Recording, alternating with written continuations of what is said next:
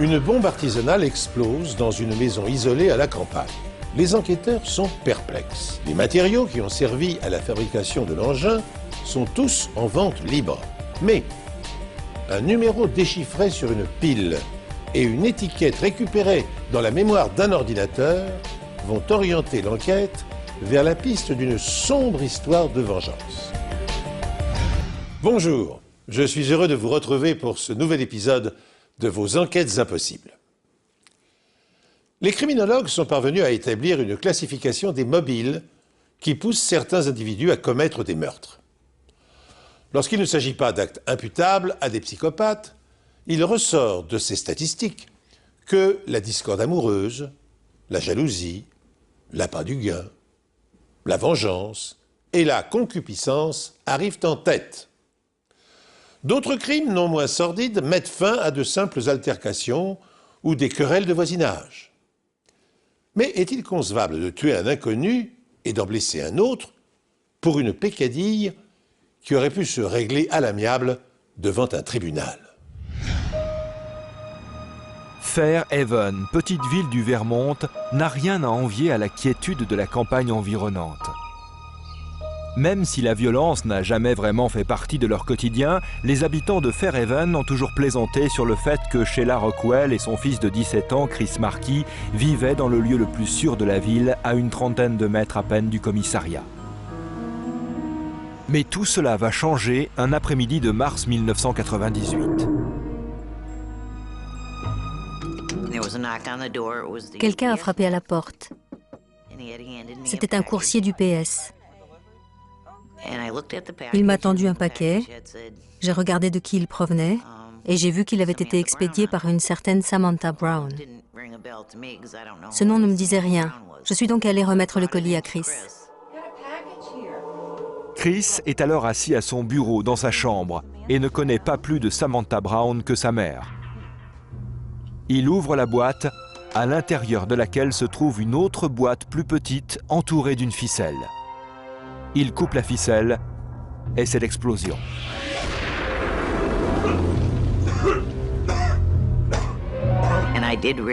J'ai réalisé que j'avais été touchée quand j'ai senti que je n'avais plus de doigts. J'ai essayé de me traîner jusqu'à Chris, que j'entendais gémir, et c'est là que j'ai compris que mon genou ne répondait plus et que je ne pouvais plus bouger. L'inspecteur Ray Vigger entend l'explosion et se rend immédiatement sur les lieux. J'ai emprunté le petit couloir qui mène au salon. Je suis entré dans la pièce et là j'ai vu quelque chose qui dépassait du vestibule. Le jeune Chris gisait là en travers, le corps sortant à moitié du vestibule. Sheila et Chris sont transportés d'urgence à l'hôpital. Un gros débris de bombe a blessé Christopher Markey à la jambe et lui a perforé la cuisse. L'artère fémorale a été touchée et il a fait une hémorragie. Je n'arrêtais pas de demander « Où est Chris? Où est Chris? Comment va-t-il » Le docteur Hartman est entré.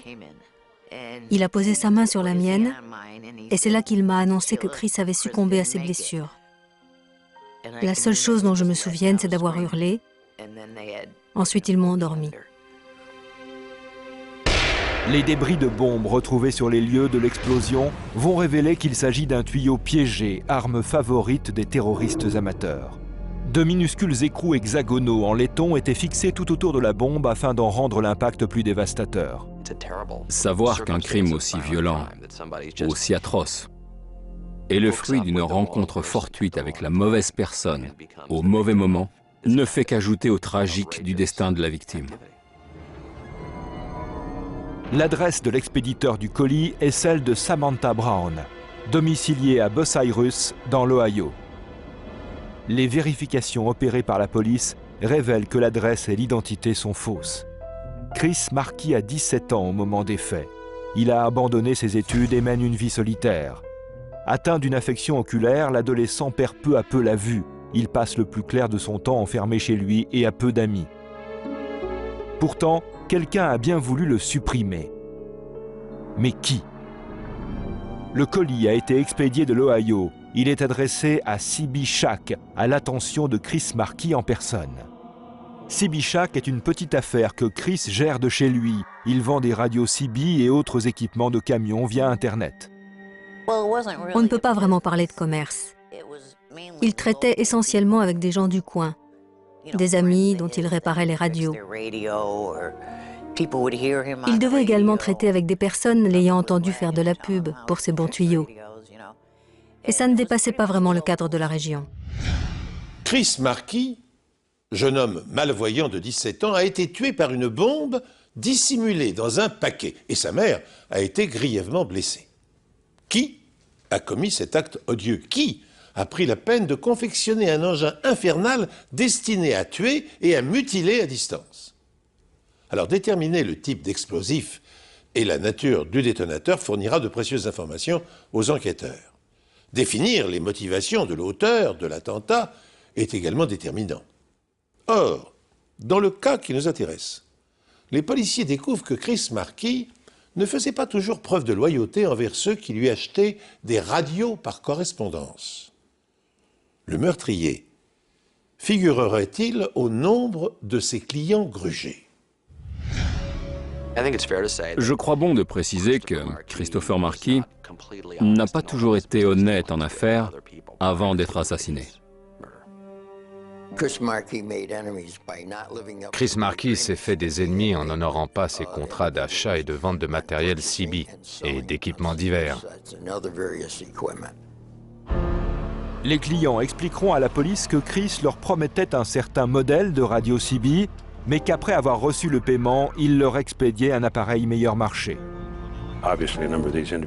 Il est bien évident que certains n'ont pas dû apprécier d'être floués, ce qui a naturellement conduit les enquêteurs à rechercher et à interroger ces personnes afin de déterminer si l'une d'elles pouvait lui en vouloir au point de commettre un acte criminel d'une telle violence. Pour les enquêteurs, les centaines de clients deviennent autant de suspects.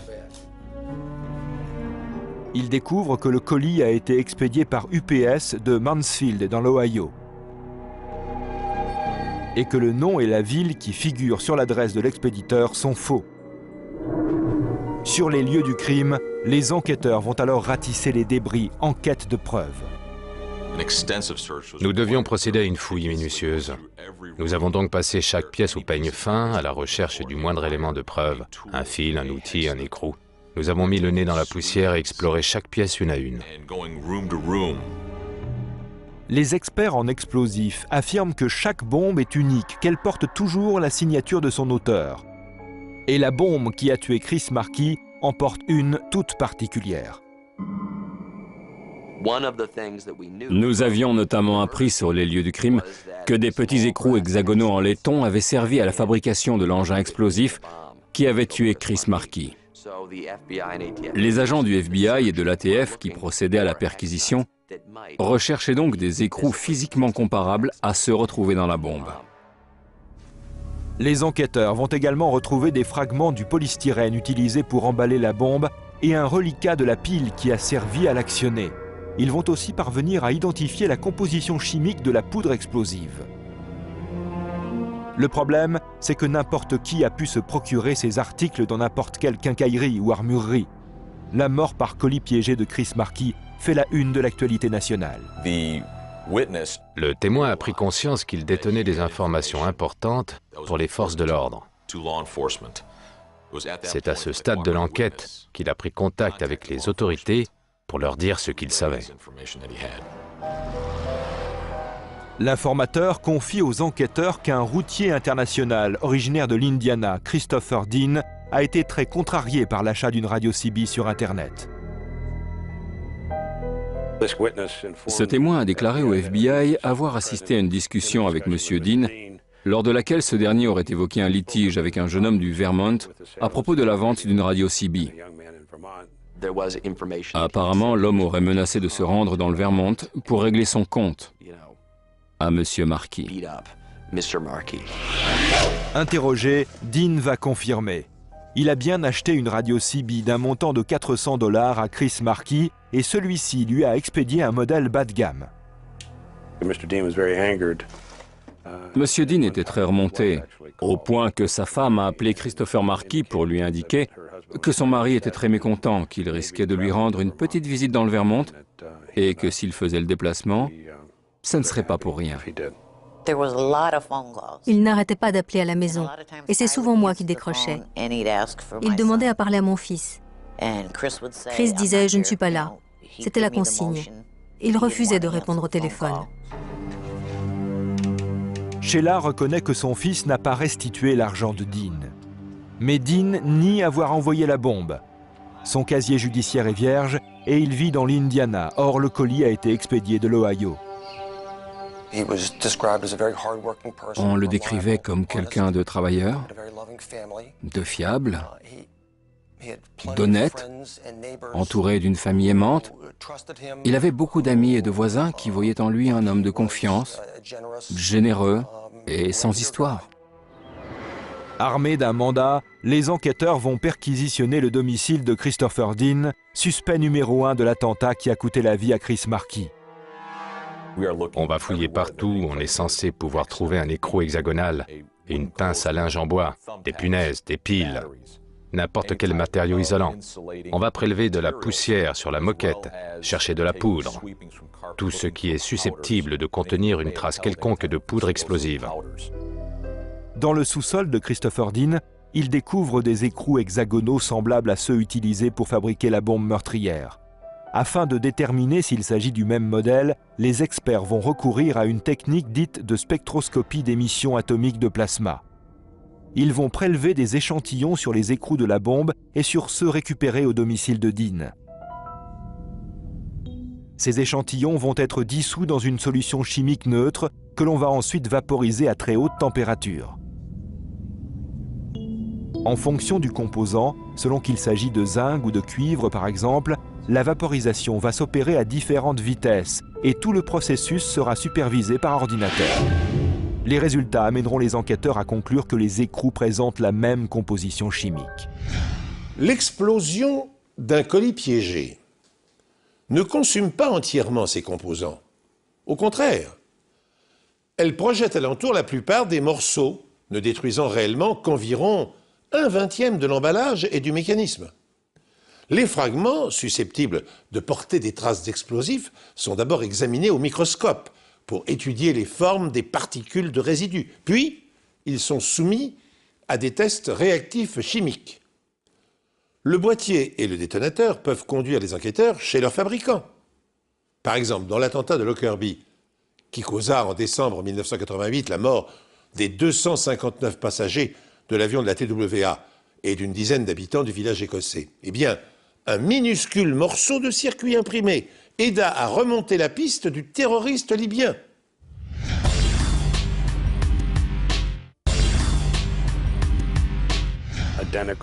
Nous avons retrouvé des écrous de composition métallurgique identiques chez Monsieur Dean. Ils étaient stockés dans un récipient près de l'établi où nous présumons que la bombe a été fabriquée. La fouille du reste de la maison va se révéler bien plus fructueuse encore pour les enquêteurs. Ils vont y retrouver le même type de fil électrique que ceux du détonateur de la bombe, le même type de tuyau que celui qui a servi à la constitution de l'engin, et le même type de matériau d'emballage en polystyrène rangé dans le garage. Cette bombe artisanale a été fabriquée avec de la poudre sans fumée, et cela fait partie des choses que nous recherchions précisément. Mais curieusement, nous n'avons retrouvé aucune boîte de poudre. Mais dans la cuisine, les enquêteurs repèrent un petit entonnoir en plastique qui pourrait les mener sur la bonne piste. On voyait distinctement que de la poudre avait transité par cet entonnoir. La poudre est alors analysée à l'aide d'un microscope électronique à balayage qui va permettre d'en révéler la composition chimique par rayonnement. Cet échantillon sera ensuite comparé à la poudre relevée sur les lieux de l'attentat. Les résultats mettront en évidence qu'il s'agit de deux échantillons de poudre sans fumée, présentant tous les deux une concentration de nitroglycérine de 17%, associée à un agent stabilisant, la nitrocellulose. La poudre sans fumée correspond bien à celle prélevée sur la bombe, ainsi qu'à celle que nous avons retrouvée à l'intérieur de sa maison. Mais un problème subsiste. Tout le matériel retrouvé au domicile de Dean est en vente libre dans n'importe quel état du pays. Ni la poudre, ni le tuyau, ni les écrous hexagonaux ne présentent de quelconque singularité ou de caractéristiques distinctives. Les enquêteurs savent que les éléments de preuve les plus insignifiants sont parfois les plus probants et retournent donc sur les lieux de l'explosion. Parmi les milliers de débris, ils repêchent une pile de 9 volts très abîmée. À l'aide d'une loupe, les enquêteurs parviennent à distinguer une série de chiffres et de lettres inscrites sur une face. 3G24G205. Ils contactent le fabricant qui leur explique qu'il s'agit d'un numéro de lot identifiant la date et le lieu d'assemblage du produit. Au domicile de Christopher Dean, les enquêteurs retrouvent un paquet de piles 9 volts de la même marque, ouvert avec une pile en moins. Le numéro de lot qui figure sur les piles neuves est identique à celui déchiffré sur la pile qui a servi à faire exploser la bombe. Ce numéro de lot atteste que les piles ont été fabriquées le même jour sur la même chaîne de montage. Les procureurs vont trouver la preuve que Christopher Dean a bien commandé une radio CB à Chris Markey et lui a bien envoyé un chèque de 400 $. Mais Markey lui a retourné un produit meilleur marché que celui qu'il avait commandé. Dans cette affaire de meurtre, M. Dean semble malheureusement avoir agi sous le coup de la colère, ne supportant pas que Christopher Markey l'escroque d'une radio CB à 400 $. Les enquêteurs doivent encore analyser une chose au domicile de Chris Dean, son ordinateur. Une expertise informatique va apporter la preuve que Dean a récemment téléchargé des documents expliquant comment fabriquer une bombe artisanale. Si un enquêteur cherche à prouver qu'un individu a bien effectué des recherches de matériaux sur Internet pour fabriquer une bombe artisanale, il n'aura aucun mal à retrouver l'historique des recherches, surtout si l'individu en question n'est pas doué pour brouiller les pistes. Dans le disque dur de l'ordinateur a été conservée une copie de l'étiquette utilisée pour expédier le colis piégé. Sur cette étiquette figure la même fausse adresse que celle inscrite sur le paquet qui contenait la bombe. Monsieur Dean a bien tenté d'effacer le fichier, mais une sauvegarde est restée en mémoire. Il pensait certainement avoir brouillé les pistes et effacé tous les fichiers. Mais lors de l'impression, l'ordinateur a généré un second fichier imprimante et c'est cette copie que l'on a retrouvée. Ce serait une étrange coïncidence que quelqu'un d'autre ait inventé exactement le même nom et la même adresse que ceux retrouvés sur l'ordinateur de Christopher Dean. Cette étiquette a pour moi valeur d'empreinte informatique. Nous tenons là la preuve irréfutable que cette bombe a quelque chose à voir avec cette maison, que quelqu'un a créé l'étiquette d'adresse du colis piégé au domicile de Dean. Quand un document a été effacé, même de façon sécurisée, une partie de son contenu peut subsister dans le fichier tampon. Mais il n'y restera pas indéfiniment. Chaque fois qu'un ordinateur est allumé, il remplace les anciennes données du tampon. Heureusement. Il existe des solutions techniques permettant, avec un équipement spécialisé, de dupliquer le contenu d'un disque dur sans allumer l'ordinateur qui le contient.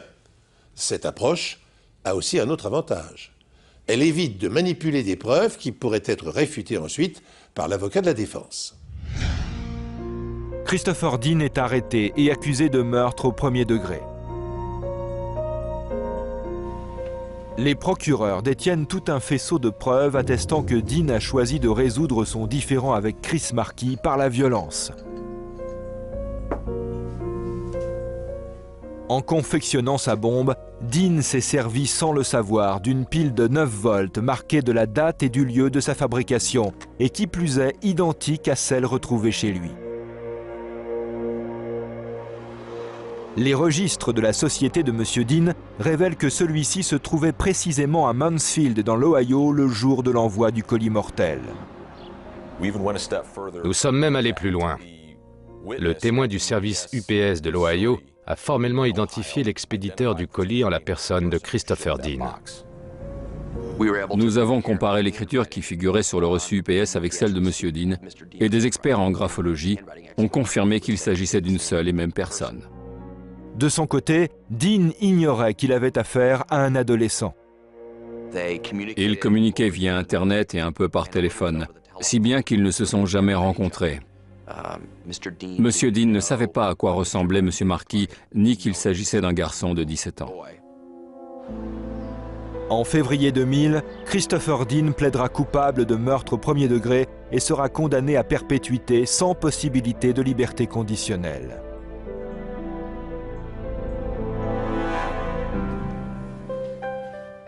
Pour Sheila Rockwell, cette peine est une bien maigre consolation.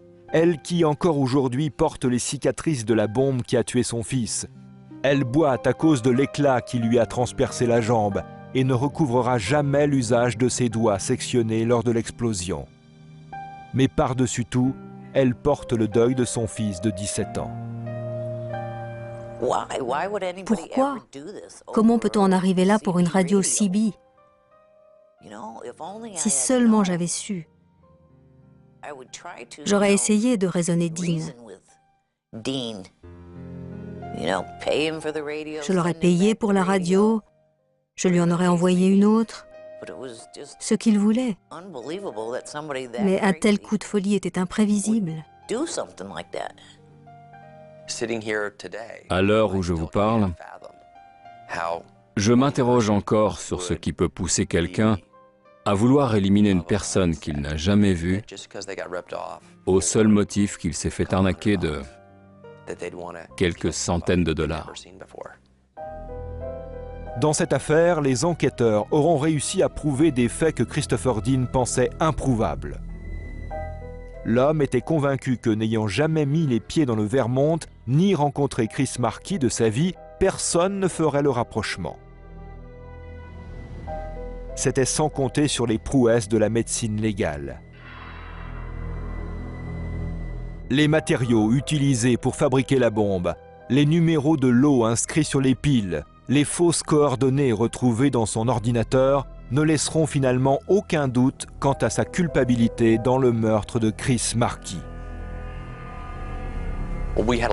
Nous avons réuni beaucoup de preuves dans cette affaire, mais à mes yeux, ce sont les preuves médico-légales qui ont été déterminantes dans la procédure d'inculpation. Et nous n'avions pas un seul, mais de multiples éléments de preuves scientifiques. C'est incroyable. La façon dont ils ont identifié l'emballage, le polystyrène, la bombe, tout ce qui entrait dans la fabrication de l'explosif, les écrous, la façon dont ils ont remonté la piste jusqu'au fabricant. Je n'aurais jamais cru la science capable de telles prouesses. Christopher Dean, l'auteur du colis piégé, ignorait que Chris Marquis, sa future victime, était un adolescent de 17 ans vivant chez sa mère et atteint d'une maladie ophtalmologique incurable. Dans les correspondances qu'il entretenait par courrier électronique, le jeune homme se faisait passer pour un père de famille de 27 ans, propriétaire d'une boutique dans le Vermont. Cela, naturellement, n'atténue en rien la sauvagerie de l'attentat. Lorsque le colis piégé fut déposé à l'adresse des Marquis, Chris était en train de s'entretenir par CB avec Cindy, sa petite amie. Il l'informa qu'il venait de recevoir un paquet dont il ignorait l'identité de l'expéditeur. Et en matière de plaisanterie, écoutez bien, la jeune fille lui recommanda de se méfier car le colis pouvait contenir une bombe. C'est donc en riant que Chris entreprit de se défaire de l'emballage et qu'il reçut de plein fouet la charge explosive qui lui sectionna l'artère fémorale et le vida de son sang en quelques minutes. Je vous remercie de l'avoir suivi. Je vous donne rendez-vous bientôt sur cette antenne pour un autre épisode des Enquêtes Impossibles.